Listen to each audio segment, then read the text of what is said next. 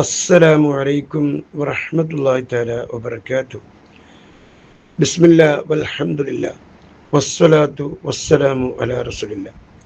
പ്രിയപ്പെട്ട സഹോദരന്മാരെ, സഹോദരിമാരെ, മരണത്തെയും പാരത്രിക ലോകത്തെയും ഓർമ്മിപ്പിക്കുന്ന ഇടങ്ങളാണ് മഖ്ബറകൾ.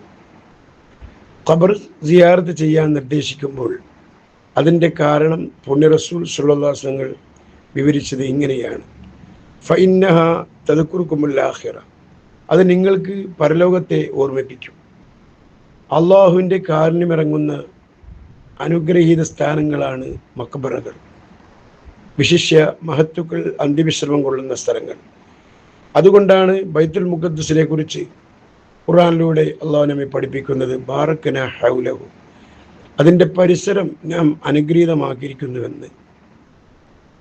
നിരവധി അമ്പിയാക്കളും മഹത്തുക്കളും അന്ത്യവിശ്രമിക്കുന്ന സ്ഥലമായതുകൊണ്ടാണ് ബൈത്തുൽ മുഖദ്ദസിൻ്റെ പരിസരം അനുഗ്രഹീതമായതെന്ന് മുഫസ്സിറുകൾ വ്യക്തമാക്കിയിട്ടുണ്ട്. മഹാന്മാരുടെ ജീവിതകാലത്ത് നൽകേണ്ട മുഴുവൻ ആദരവുകളും അവരുടെ മരണശേഷം അവരെ സന്ദർശിക്കുമ്പോഴും ഉണ്ടാവണം. അതുകൊണ്ടാണല്ലോ ഉമർ റളിയല്ലാഹു അൻഹുവിനെ റൗള ഷരീഫിൽ മറവ് ചെയ്യപ്പെട്ട ശേഷം എൻ്റെ ശരീരം പൂർണ്ണമായി മറച്ചിട്ടല്ലാതെ ഞാൻ റൗളയിൽ എത്തിയിട്ടില്ലെന്ന് ആയിഷ റളിയല്ലാഹു തആല അൻഹ പറഞ്ഞത്. ഔലിയാക്കൾ മാത്രമല്ല, സാധാരണക്കാരായ സത്യവിശ്വാസികൾ പോലും മരണപ്പെട്ട ശേഷം തങ്ങളെ സന്ദർശിക്കാൻ വരുന്നവരെ കാണുമെന്ന് ഹദീസിൽ വന്നിട്ടുണ്ട്. എന്നാൽ ജാഹിലിയ്യ കാലത്ത് അവിശ്വാസികൾ കഅബാലയത്തിൻ്റെ അടുത്ത് വാദ്യമേളങ്ങളുമായി ആഘോഷങ്ങൾ നടത്തിയിരുന്നുവെന്ന് ഖുർആൻ വ്യക്തമാക്കുന്നുണ്ട്. മാ കാന സ്വലാത്തുഹും ഇൻദൽ ബൈത്തി ഇല്ലാ മുക്കാഅം വതസ്ദിയ. അള്ളാഹുവിൻ്റെ ഔലിയാക്കളുടെ മഖ്ബറകൾ ഇത്തരം പേക്കൂത്തുകൾക്ക് വേദിയാകുന്നതിൽ വേദനിക്കാതിരിക്കാനാവില്ല. ഐഹിക സുഖാഡംബരങ്ങളെ പുറങ്കാലുകൊണ്ട് തട്ടിമാറ്റി ഇലാഹി പ്രീതിയിൽ ജീവിതം ചിട്ടപ്പെടുത്തി ഒരു കറാഹത്ത് പോലും ചെയ്തിട്ടില്ലാത്ത മഹാന്മാരുടെ മഖ്ബറകൾക്കരികിൽ പാട്ടും കൂത്തും വാദ്യവേദങ്ങളുമായി സ്വയം മറന്നാടുന്നവർ ആരുടെ പ്രീതിയാണാവോ കാംക്ഷിക്കുന്നത്?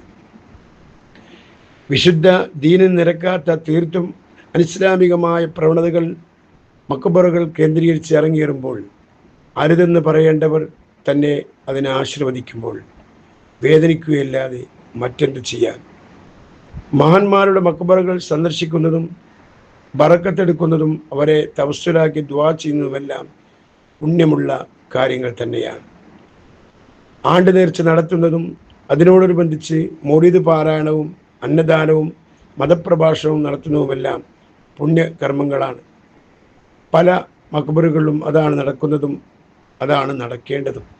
എന്നാൽ ചിലരെങ്കിലും ഭൗതിക താല്പര്യങ്ങൾക്ക് വേണ്ടി മഖ്ബറകളെ ദുരുപയോഗം ചെയ്യുന്നുണ്ട്. സഹോദരങ്ങളെ, അവർക്ക് പണമായിരിക്കാൻ ലക്ഷ്യം. പക്ഷേ ഇവിടെ ചവിട്ടി മതിക്കപ്പെടുന്നത് വിശുദ്ധ ദീനിൻ്റെ മഹിതമായ അധ്യാപനങ്ങളാണ്. ഇതിനെതിരെ ഇനിയും മൗനം പാലിക്കുന്നത് ഭൂഷണമല്ല.